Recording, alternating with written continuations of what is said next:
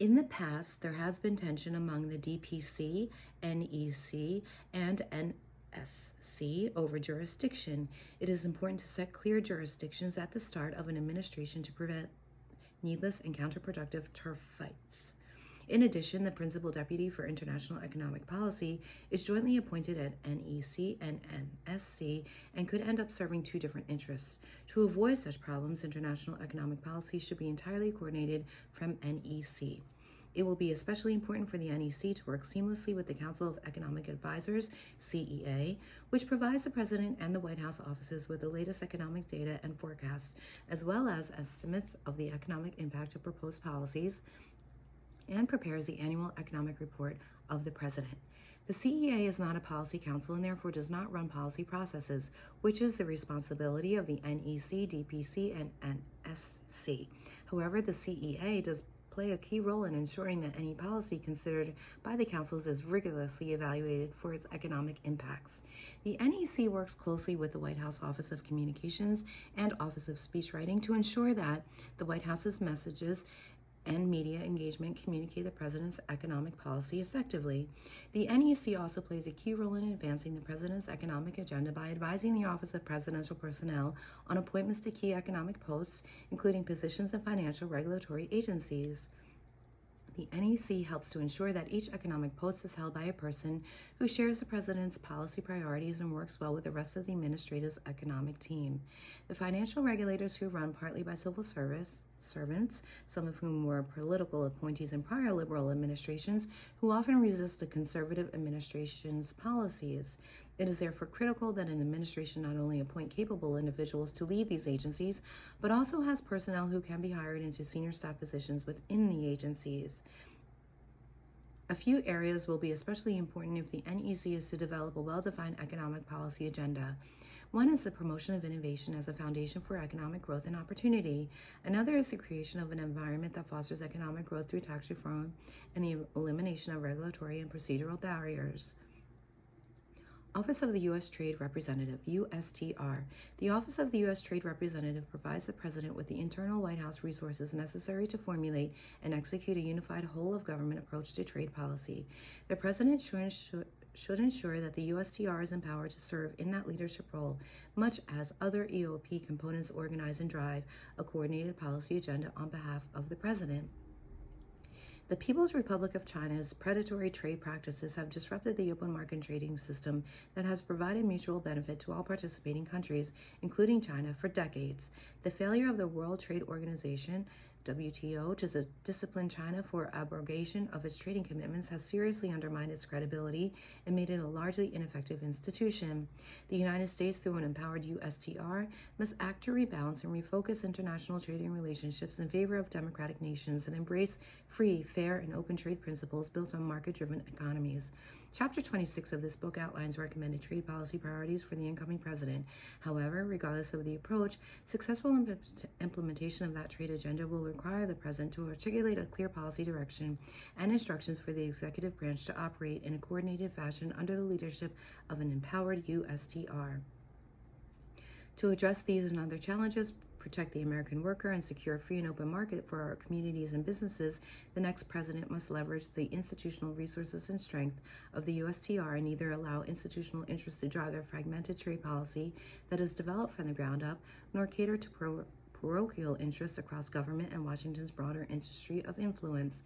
The USTR's mission is vitally important in reorienting the global trading system in a direction that is open, fair, and prosperous.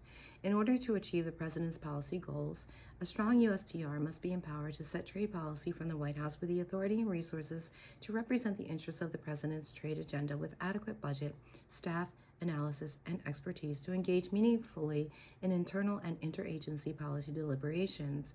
The USTR should organize and harness existing interagency trade committees to serve the president's trade agenda and drive a consensus among federal stakeholders, dispose of legacy advisory committees with members who serve special interests, direct action to implement policy priorities, measure progress toward implementing the president's agenda, and hold agencies and officials accountable for delivering the president's agenda.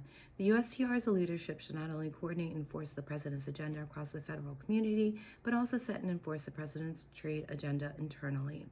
Trade policy and priorities should be set by the President and implemented by the U.S. Trade Representative in cooperation with the other economic and national security officials, not by the range of governmental and non-governmental interests that attempt to force their policy preferences on the USTR.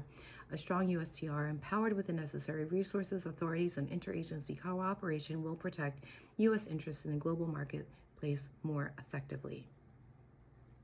Council of Economic Advisors, CEA.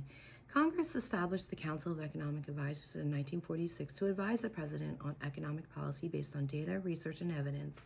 The CEA is one of the oldest congressionally created offices within the White House complex and plays a broad range in bringing economic expertise to administration policies across a large range of policy areas.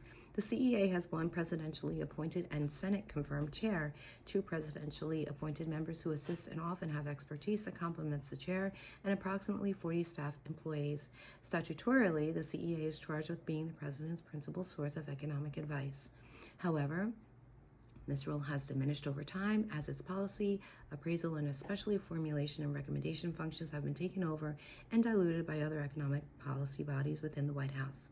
By law, the CEA is required to publish an annual economic report of the President within 10 days after submission of the budget. This report is not just a messaging document, it is an opportunity to provide greater rigor in support of policy areas that the White House is prioritizing and to build up the external credibility of those ideas. A future conservative administration should utilize the CEA as a senior internal White House economics must as the White House counsel's office functions as a senior internal White House lawyers. This does not mean that there are no economics in other offices. There are often lawyers in the policy councils and other White House offices, but the CEA's role, like the White House counsel's, is to employ its unique expertise, particularly on the technical side, to ensure that sound analysis is contributing to and shaping the policy discussion.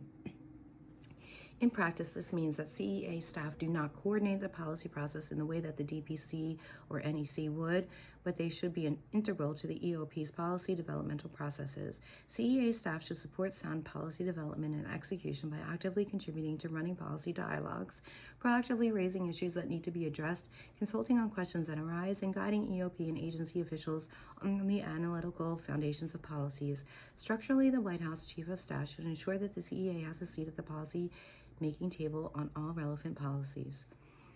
Senior economics traditionally have not gone through the Office of Presidential Personnel process and more often than not are hired on an academic year cycle. As a result, senior economics hired in the summer of a presidential election year tend to remain on staff until the next summer, even if a president from the opposite party takes power and installs a new slate of CEA political appointees for chairs, members, etc. Although these hiring practices create some continuity, the presence of senior economics who are never fully vetted for their alignment with White House policy objectives or who were holdovers from a recently departed administration can breed skepticism and distrust of the CEA by other units within the White House, creating the risk that the CEA's role in the policymaking process will be diminished. A future administration should consider hiring that reflects the White House calendar mid-January and involves the Office of Presidential Personnel.